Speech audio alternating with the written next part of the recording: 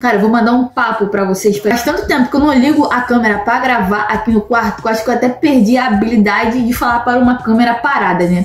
Mas enfim, hoje o vídeo não é sobre isso, é sobre te ajudar a compreender alguns termos históricos. Caso seja a sua primeira vez aqui no canal e a primeira vez assistindo esse tipo de vídeo, saiba que aqui no dicionário histórico eu separo alguns termos da história que com certeza você já ouviu falar. Então aqui, cara, nesse tipo de vídeo no dicionário histórico, eu te ensino alguns termos de uma forma mega tranquila e rápida para você entender de uma vez por todas o que significa certo termo. Vamos partir para a nossa quarta edição do dicionário histórico. Beleza? Então, sem muita enrolação, vamos partir pro vídeo. Vamos lá. O primeiro termo que eu peguei pra gente abrir os trabalhos do dicionário histórico foi escravo de ganho. Mas, Ana, o que seria o escravo de ganho? E eu vou te explicar agora. Pega aí, cara. É muito importante você pegar o teu papel e a tua caneta e anotar tudo que eu vou falar aqui, sabe? Porque vai te ajudar. Vai por mim, cara. Vai por mim. Você não vai perder absolutamente nada anotando e pausando aí o vídeo pra você pegar a informação certinha. Então, anota aí o que significa escravo de ganho. Basicamente, o escravo de ganho era aquele escravizado que trabalhava ali nas cidades, né? Era aquele escravizado mais urbano, vamos dizer assim. Eles trabalhavam como carregadores, até mesmo como engraxate e também as mulheres, né, como doceiras. Então, essas funções, né, essas profissões, vamos dizer assim, já eram pré-estabelecidas pelo senhor de escravo. Mas, Ana, o dinheiro era de quem? Era do escravizado ou era do senhor? No final do dia ou no final da semana, o senhor pegava uma parte desse dinheiro para ele e deixava uma porcentagem pequena para o escravizado. E duas coisas muito importantes que vale a pena a gente falar aqui. A primeira, cara, é que esses escravizados tinham uma certa vantagem sobre outros, até porque eles conseguiam circular nos centros urbanos, conseguiam informações, mais conhecimentos e de quebra eles conseguiam dinheiro. Como eu disse, nenhuma parte, nenhuma porcentagem, mesmo que pequena, desse trabalho ficava para eles. Então eles conseguiam comprar mais rapidamente a sua alforria. E o segundo ponto que vale a gente destacar aqui, cara, é que muitos senhores, né, de escravo, né, meio que forçavam as mulheres escravizadas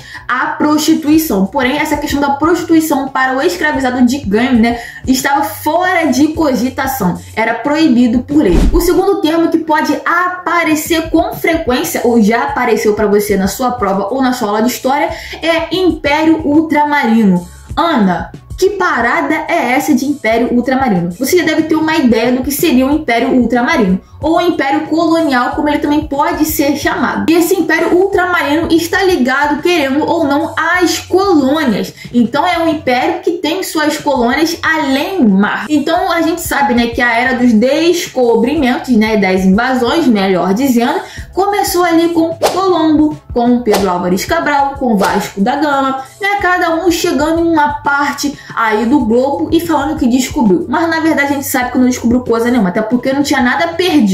Mas eu vou pegar aqui um exemplo muito clássico sobre o Império Ultramarino, que é o Império Ultramarino Português. Até porque é o que a gente mais ouve falar depois do espanhol, que não tá na nossa história. Então a gente sabe, né, o Império Ultramarino Português aí começou a sua expansão logo ali com a Revolução de Avis, com Dom João de Avis. Ele que foi o rei ali de Portugal, que falou: vamos expandir as nossas fronteiras. Não dá para ficar mais aqui em Portugal, galera. A gente precisa, ó, de dinheiro, de riquezas e de mais territórios. E o mais importante, né, na cabeça deles, é expandir a fé católica. Então, a partir daí, né, da Revolução de Avis, né, com a dinastia dos Avis, né, com o infante Dom Henrique e tudo mais, a galera toda aí, que começou essa expansão para além mar. O Império Português, ele começou a se expandir para a África, para a América e até, irmão, na China. Os portugueses são tão assim chatos que eles chegaram lá na China, mais precisamente em Macau. Esse exemplo é tão clássico e tão assim famoso, até porque Portugal e a Espanha foram um dos primeiros, né,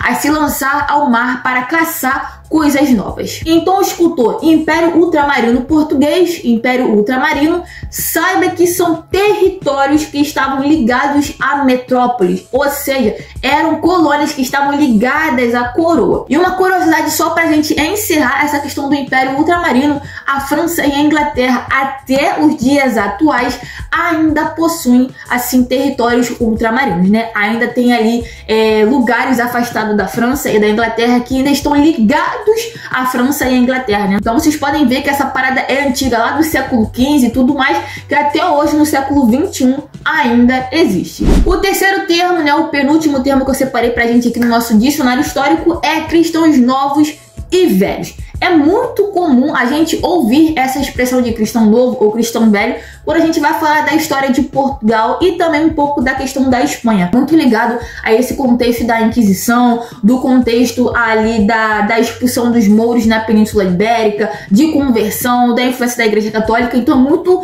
comum a gente ouvir, né, essas expressões dentro desse contexto histórico. O que seria um cristão novo? Basicamente é aquela pessoa que foi convertida voluntariamente ou não ao catolicismo. Tinha muitas conversões forçadas naquele período, principalmente durante o século XIV, XV, com essa questão da Inquisição. Então era muito comum, né, que as pessoas se batizassem, né, e se convertessem ao catolicismo nesse contexto para poder sair de alguma perseguição ou algo do tipo. E isso era muito comum entre os judeus e os muçulmanos. Então quem eram os cristãos velhos? Você já sabe a resposta. A resposta já tá aí na sua cara. Basicamente, os cristãos velhos são aqueles cristãos que eram ligados diretamente aos primeiros cristãos da Península Ibérica que iniciaram o processo de reconquista contra os mouros. Então eles se consideravam ali os bambambam, tá ligado? Tipo assim, mano, sou amigo de Jesus, entendeu? Andei com Jesus. Jesus é o meu amigo de infância, entendeu? Eu sou super católico,